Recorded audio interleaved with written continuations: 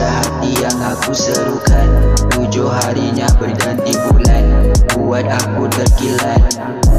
Ku mencari batu-batu kuat, mengikuti belakang nelayan, tapi muncul bala yang tak diinginkan.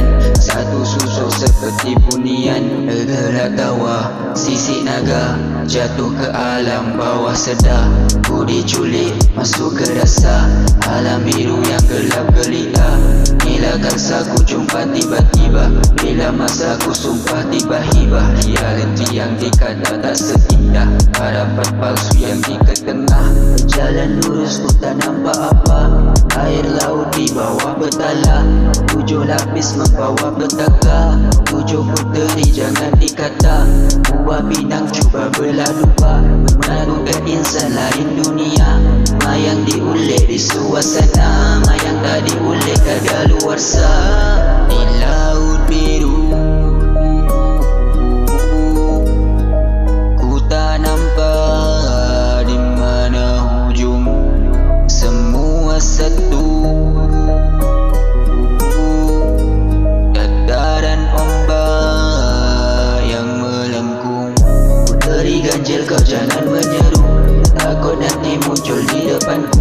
Makhluk ganjil tak nampak pun satu, tapi nya ada di belakangku.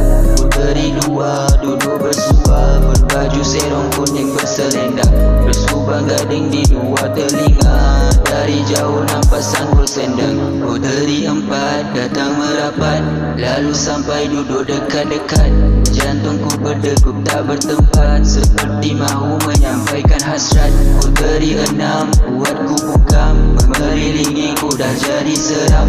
Sesaat dunia jadi kelam, semua hadir tanpa beri salam. Puteri 7 datang menolong, setelah aku dah jerit melolong. Kehadirannya buatku terlopong, begitu cantik pakai kain sarung. Berkata tak ku tahu asal usulmu, yang laut balik ke laut di sana.